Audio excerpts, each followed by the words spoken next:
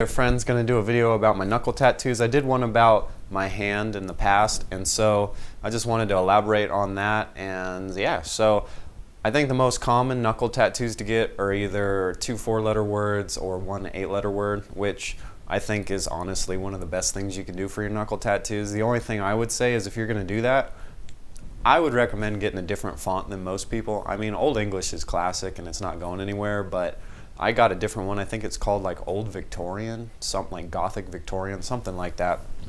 Excuse me. And I think it stands out a lot more because I don't really see, if I see somebody with knuckle tattoos or a word on their knuckles, they usually, I don't think I've ever seen somebody have the same font as me, but I think that's really cool. So I'm glad I did that. Obviously the big thing with it is you have to understand that, you know, getting your knuckles tattooed, you are going to be, it's a very, very visible tattoo. Other than your face, I don't know if anything's more visible, maybe your neck. And so, you know, people are going to know you have tattoos, or, you know, if that's the only tattoo you have, it's going to be very visible. So you got to keep that in mind. And, you know, the whole job thing, I'm pretty lucky. I work in like manual labor and construction, so I don't really have that problem. I've never really, I haven't had somebody bring it up to me in a long time. Like, it just doesn't seem to affect people in that industry. However, there are other industries where it's like they're just not going to go for it. So that is something you have to keep in mind. It is I wouldn't say it's a job stopper.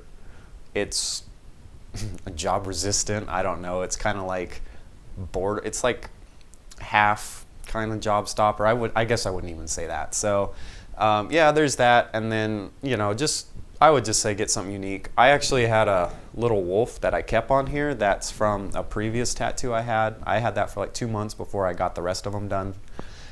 So, you know, I kind of had a little experience with a finger tattoo, but they're not that bad. I mean, people talk about them. I think for women and girls, I think it's a lot more common and accepted to have your hands, like, you know, smaller stuff. But anyway, excuse me, actually getting it done wasn't too bad. The only weird thing was the placement, because he had to cut out each letter for each. Other than that, the pain was not anywhere near as bad as I thought it was.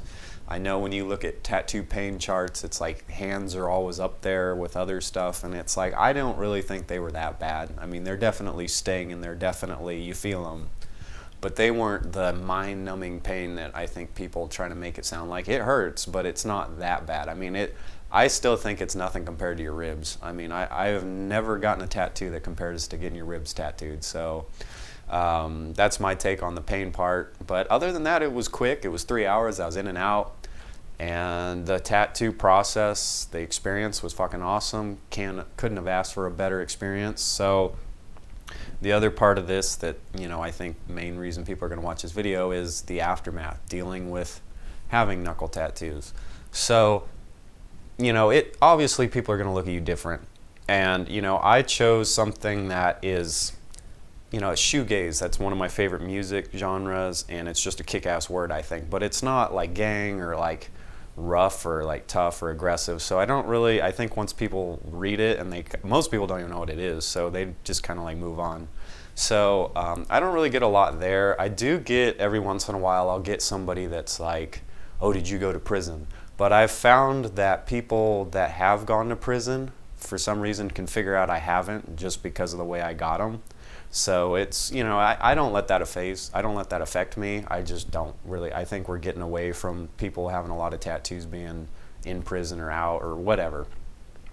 But anyway, other than that, I have been in stores where people see my knuckle tattoos and they follow me around. I have dealt with that, and it's not that bad as long as you're not doing anything. Most people are going to leave you alone. Old people don't like them, so you just got to get used to that. They don't like tattoos. They especially don't like any really visible ones. So you just got to deal with that, but it's not that bad. And if you want to get them. I don't regret it at all. The other part of it too is the healing process was pretty intense. As far as out of all the tattoos I've gotten, that's the most intricate process I had to do to get it healed correctly. So every finger, I was working construction, I had to put a Band-Aid on every finger every morning, and then at lunch I would pull off the Band-Aid from every finger, and I'd put Aquaphor on, and then I'd put a new Band-Aid on every finger, and I did that 2 or 3 times a day. And that kind of sucked, but it wasn't that bad. I mean, once I got used to it, I just went through a shitload of fucking band-aids, but it was pretty easy, I guess. I mean, it was probably the worst healing, but anyway, I'm kind of rambling now. If you want to get them, get them. If you do it, get something you like, something you feel good about. Don't just go get some simple thing that everybody else gets. I mean, I don't know. I have mixed feelings about that. I mean, it seems like if you get a rose on your hand, that's still like considered classic, even though a lot of people have it. So yeah, I hope this video helps you if you're thinking about getting knuckle tattoos, and if you already have them, tell me what your experience is with them. I'm really curious to hear people's opinion, and thanks for tuning in.